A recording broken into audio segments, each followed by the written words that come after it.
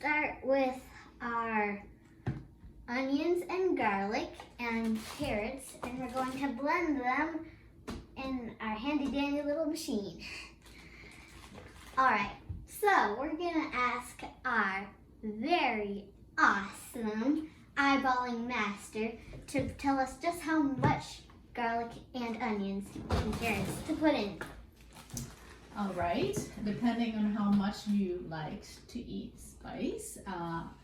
Here I have 4 garlic, and I have a whole onion that is peeled and chopped in small pieces so that they can fit into a food blender. Or if you don't have one, you could chop it on the chopping board as well. All right, so we're gonna open up our little machine. Take the lid off, and you can put in as much as you want. 2,000 years later. All right, now for the blending magic.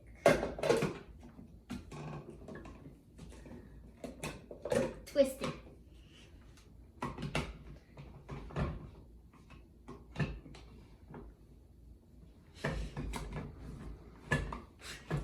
Technical difficulties. Make sure an outlet is near. All right, you can press it.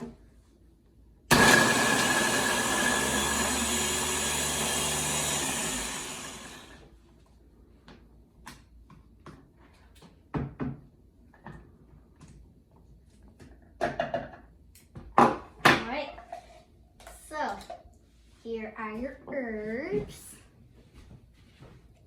And we're going to put this in to a big bowl. It doesn't have to be red, but yeah. Take it out and pull it in.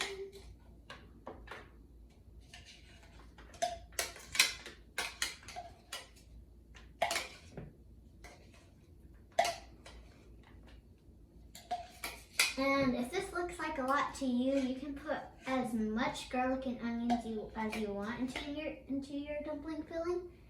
But this is how much we're putting into ours.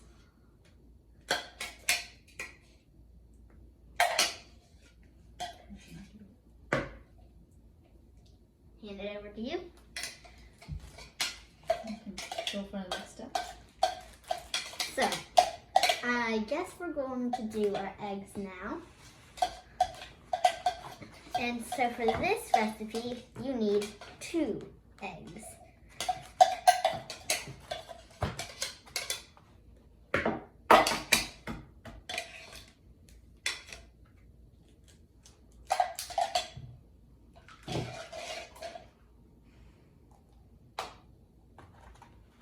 Another one.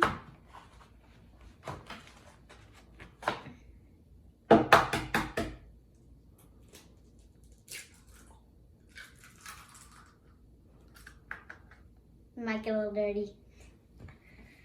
Okay, so we're gonna put in some ground pork.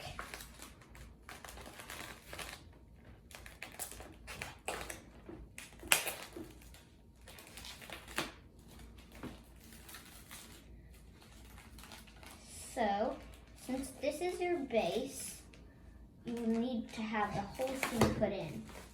You might have this left over. And this we have about 1.5 pounds of ground pork. Okay, so don't put away your handy dandy little machine because we still need to get these carrots in. So, again, our eyeball master. You'll need a surprising amount of carrots in this. And for moms, this is a great way to use vegetable into a balanced diet, because once your dumpling is complete, you will have vegetable along with your protein. So I like a lot of carrots in my dumplings, right on? Yes. So you'll need like about like this whole Half a thing. bag of baby carrots. It's easiest. Okay, put on your little thing.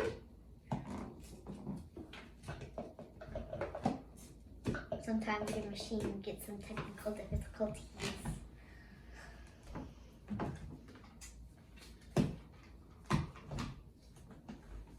Okay, now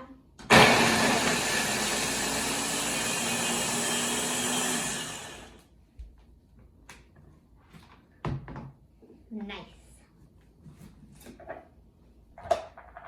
Sometimes your carrots will need a little second blend because it gets up on top. 2,000 years later. So just check and give it another. Whirl.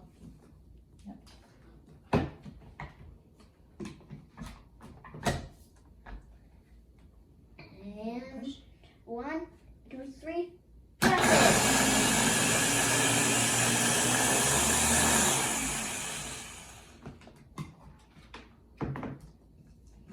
Okay.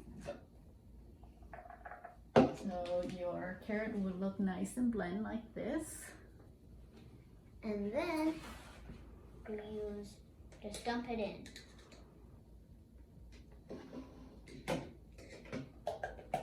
You might need a spoon to scrape the sides.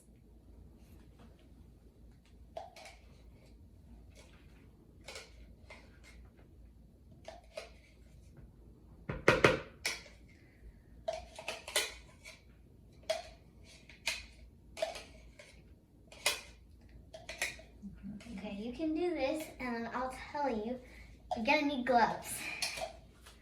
This might seem a little like you need gloves for this, but trust me, it'll be much better than a spoon. I mean, you can use a spoon if you want to, but it's more fun. Yeah, and it will get your food all blended up and it has a lot more mixture. Would you like to put? Okay, for this, we need salt, and we're gonna let our eyeball master do this part. All right, I'm not good with measuring and I don't like little spoons, so I kind of put it in my palm and give it about 3 of the little palm thing. And if you like your dumpling saltier, you could add a little bit more. But don't over salt because it would be a little hard to eat. And then pepper, salt and pepper. Again, our family like pepper a lot, so we put a lot of this in our dumpling mix.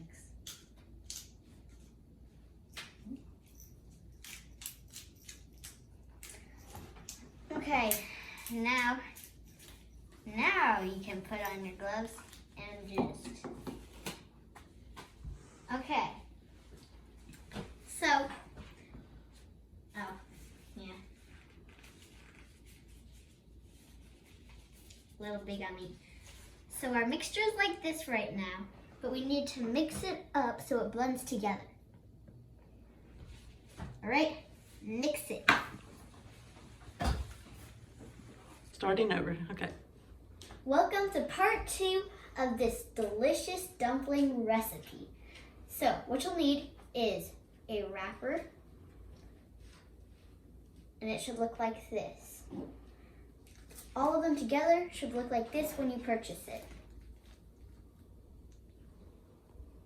And then you should also have your filling from part 1. So if you haven't got your filling, please go back to the video on part 1 and make the filling first. So you don't need much for your filling if you have a lot of wrappers. You only need about this much. And now put the filling on the center of your dumpling.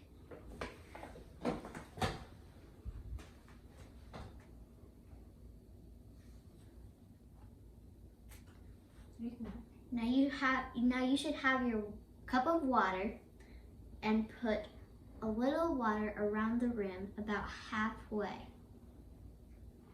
Then fold it.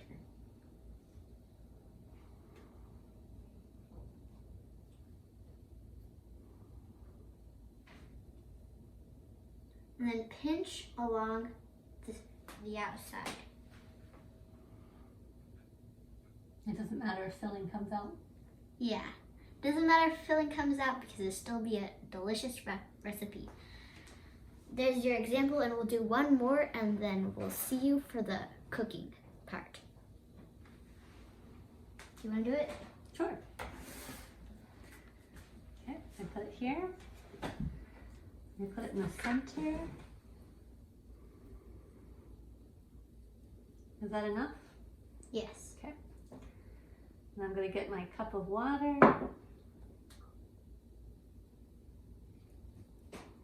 You don't have to drench it in water. You just need to put a little around the rim so it sticks. This is my first time making a dumpling.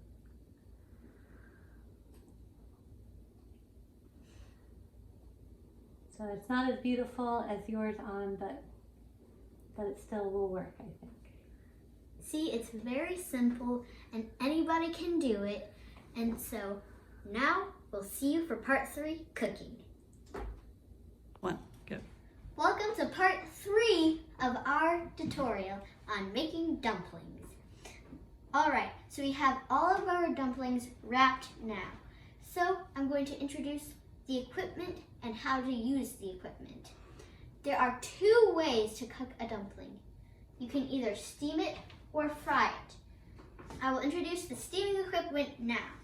This is a steamer. You'll have dotted pans in the steamer. Mom can show you more of that because in the bottom there's going to be water that will be steamed. Yes, so what I have here is a pot that have different layers separated by these holes that can let the boiling water steam the item. So we happen to have 3 layers, and we'll stack the dumplings on each of these layers. The important part that you want to note is that they should not touch each other, because if they do, they'll stick together and you'll have a hard time separating them later. But that's the only part. You can steam it for as long as you feel comfortable that it is cooked. You can sample one, see, make sure that the middle is no longer pink than cooked, and then you're good to eat. So here you go. So you stack them as so. You put them in a little bit distance away, but not touching each other. We had some extra filling, and if you have extra filling, you should definitely make them into little balls, but you shouldn't steam them, you should definitely fry them. So, Go. welcome to our cooking part of the video.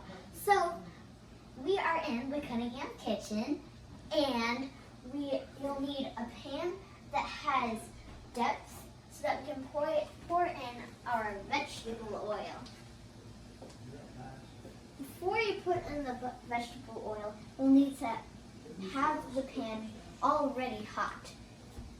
And Mom will help us pour in exactly how much oil we need. All right, thank you, Ann. So like Ann was saying, what we use is vegetable oil, and we are going to pour in the oil to about to your knuckle, and then that will give the dumpling some room to kind of be deep fry, and it'll be super crunchy, and it'll be very, very yummy. All right, so we're gonna start putting in our dumplings now, but the oil has to be heated before we can do that. So we'll give it a few minutes and we'll come back. So the oil is starting to heat up, but for now we're going to check in on our steamed dumplings. So they look like they're coming along very well. You can see, if you come closer, you can see that they look a little damp and a little wrinkly, and that's a very good sign. It shows that it's getting very hydrated and very yummy. Okay, we're going to go back to our frying in just a minute. Okay, so now we're here and our oil is finally heated up to the right temperature so that we can cook with it. So we're gonna put it in carefully because it's hot oil. And you see it's bubbling very violently.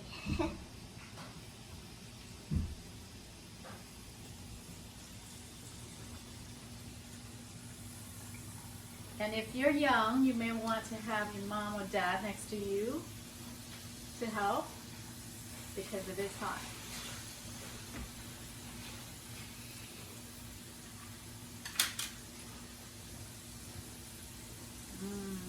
It's starting to smell very yummy already. You see, we recommend chopsticks for turning them over and taking them out.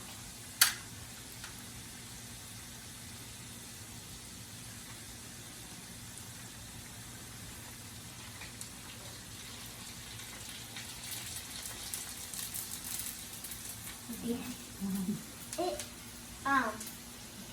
anybody can do this. I'm only 12 years old, and it's pretty unbelievable that I can do this. But it's very simple, and I think that anybody can do it. So, best wishes to you and enjoy your dumplings. What you want to see will be a golden brown for your dried dumplings, but we'll show you the finished products once we're done. Yep. I'm really proud of all of these and how they turned out. I'm really proud especially of these meatballs that turned out really good. I'm proud of the sauce. Everything looks really great. And I mean, no matter which one you choose, the steamers or the fried ones, it doesn't really matter. They're both very delicious. This one's crunchy. This one's very moist. This one's very easy to make, and it's very traditional. But the fried ones, they are more complicated to make. But I know a lot of people in my family like these ones better because they're very crunchy and very delicious. So I think that concludes this, except I just want you to take one more look at this and just remind yourself that a 12-year-old made all of this.